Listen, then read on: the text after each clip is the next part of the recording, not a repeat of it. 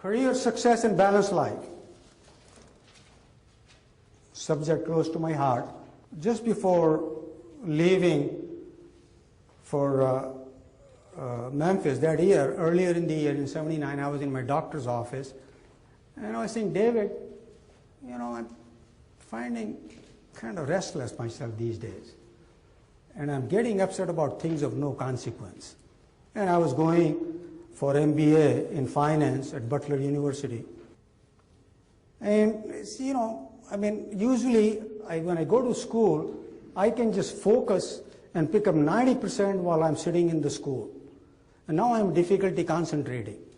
And he listened to me, and he says, Madan, that's normal, you know, with all the things going on in your life, and I had 2 little children at that time. Here is a prescription for tranquilizer.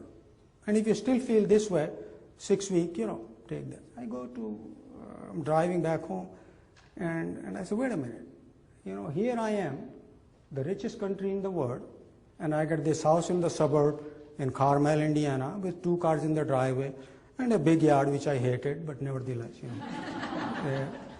And I just don't take any chemicals. I said, I'm not going to take, I should be on top of the world. I have this wife from India and these lovely children, and I'm in management at RCA.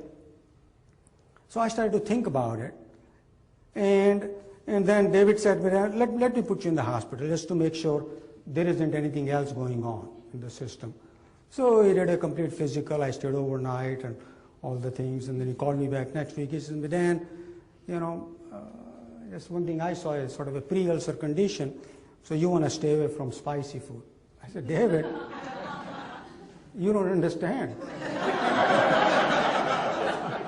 I mean, asking an Indian guy to stay away from spicy food is like saying stop breathing. I mean, you know, that's not going to happen. And then I said, you know, after living here 10 years, I've learned to enjoy, you know, spicy pizza and a glass of cold beer, and some days Mexican food and a margarita. So I think, you know, we need to come up with some other solution to this situation. Well, we had this conversation, and I'm still thinking. What came out is that I was just trying to do more and more in less and less time. I was traveling to New York once a month, Rockefeller Center, staff meetings at RCA. I was on the board of International Center of Indianapolis. I was president of India Association of Indianapolis. I have 2 little kids, a 2-year-old and a 6-year-old. I'm just trying to do too much. It is catching up with me. I moved to Memphis, and I still have this question, this thing. So I went to University of Memphis, and I said, you know, I was doing 60% of my MBA was done at Butler in finance. And so MBA school said, yeah, we'll transfer all your credit. We got this wonderful program, Fogelman Business School. Why don't you, you know, join us?